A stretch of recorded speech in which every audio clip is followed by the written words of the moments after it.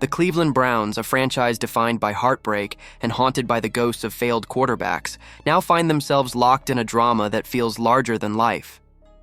For decades, Cleveland has been the place where quarterback dreams go to die, a graveyard of hype and dashed hopes. But when Shadur Sanders arrived, the story was supposed to change. His blend of arm strength, charisma, and marketability gave the Browns something they hadn't had in generations: a generational talent with the star power to lift them out of irrelevance. Sanders was more than just a rookie quarterback. He was the promise of a new era. Yet instead of building their future around him, the Browns have stumbled into a crisis of their own making, one that now threatens to explode in a way that could define the franchise for the next decade. At the heart of the firestorm is a staggering $90 million offer placed in front of Sanders by a rival franchise. On paper, it looks like monopoly money, but the details of the deal have shaken the NFL to its core. $65 million guaranteed cash up front, endorsements lined up like dominoes waiting to fall, and perks no rookie has ever been granted: control over the offensive staff, even the ability to rename the stadium. It isn't just a contract, it's a statement. For Sanders, it's validation that his value transcends the field, that he isn't just another quarterback to be chewed up and spit out by the NFL machine. And for Cleveland, it's a nightmare. Inside Browns headquarters, the mood is closer to a disaster movie than a professional sports operation. Owner Jimmy Haslam has reportedly been volcanic, storming through the halls, summoning emergency meetings at all hours of the night, pacing like a man who knows the ground beneath him is about to collapse. Sources describe the scene as a Cuban Missile Crisis atmosphere: phones buzzing, whiteboards cluttered with desperate scenarios, executives sweating through their suits. Everyone understands what's at stake. Shadur Sanders isn't just a quarterback. He's the Browns' financial engine, the spark that turned them from a regional afterthought into national primetime viewing. Since his arrival, jersey sales have shattered records, ticket renewals spiked, and television slots suddenly leaned toward Cleveland. His presence made the Browns matter again. If he walks, they don't just lose a quarterback, they lose everything that came with him: money, relevance, and hope. The breaking point came during a nationally televised embarrassment against the Ravens. The offense collapsed, the Browns were humiliated, and Sanders was seen warming up on the sideline, helmet strapped, running lonely drills while his team crumbled. Ravens defenders were caught on hot mics laughing mid-play. Even former Browns greats piled on, roasting the coaching staff on social media. After the final whistle, Sanders stormed into Stefanski's office, demanding answers. Sources described the meeting as explosive, with Sanders pointing to the scoreboard as proof that his exclusion was indefensible. He walked out moments later without another word, leaving the locker room buzzing. For the players, the message was clear. This wasn't about Sanders being unprepared. This was about Stefanski's ego. The fallout has fractured the locker room.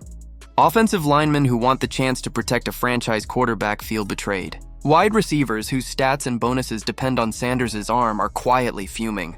Defenders, exhausted from bailing out a sputtering offense, have openly voiced their frustration. Helmets have been thrown in meetings. Position groups have held private venting sessions about leadership failures. Even assistant coaches, sensing the inevitable implosion, have started polishing resumes and whispering about the fallout. The divide inside the building has grown into a civil war. Players and staff now find themselves in camps, Team Shedeur or Team System. And in a league built on unity, such fractures can be fatal. Meanwhile, the fans, the lifeblood of Cleveland football, are reaching their breaking point. The moment the $90 million offer leaked, social media erupted. Hashtags like Summer Free Shedeur and Summer Fire Stefanski trended worldwide within hours. Petitions demanding Stefanski's firing racked up over 100,000 signatures overnight. At First Energy Stadium, chants calling for Sanders to start drowned out cheers, and the atmosphere shifted from loyal support to open hostility. Local bars that once pulsed with game day excitement now host impromptu vent sessions, with fans openly debating whether to abandon the team altogether.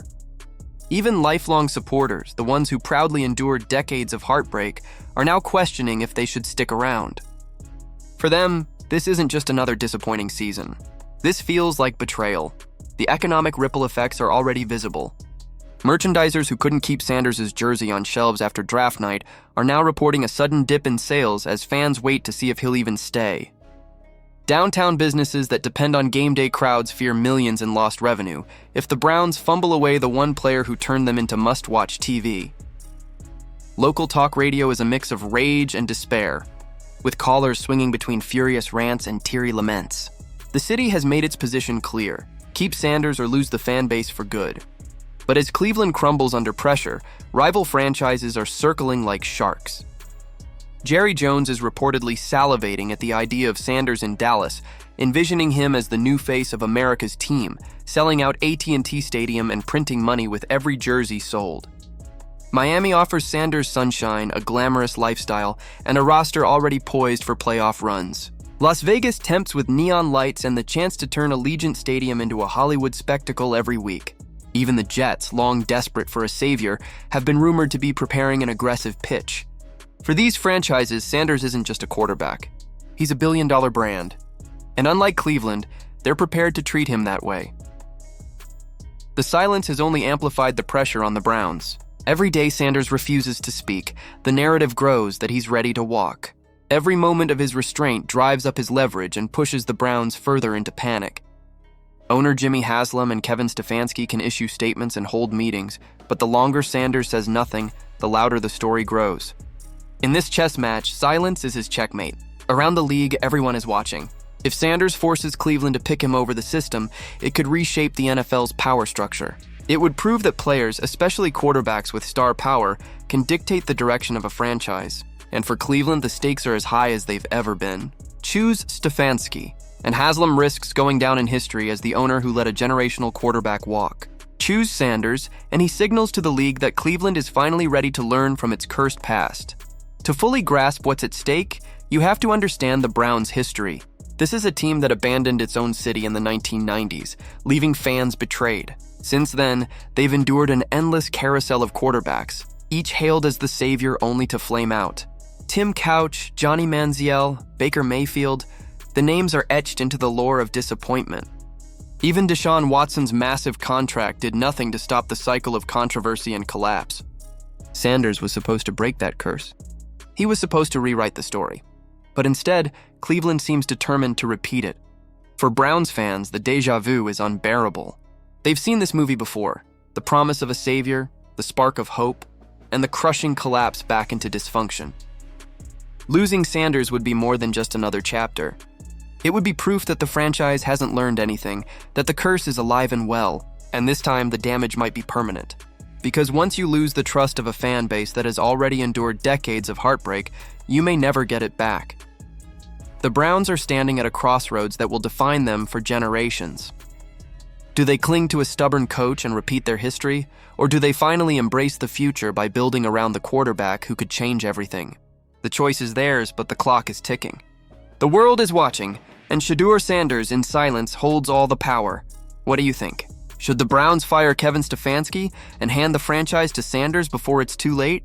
Or is this all just a high-stakes bluff in a league where egos run just as wild as the money? Let us know in the comments below, and don't forget to like, subscribe, and hit that notification bell so you never miss the next twist in this NFL soap opera.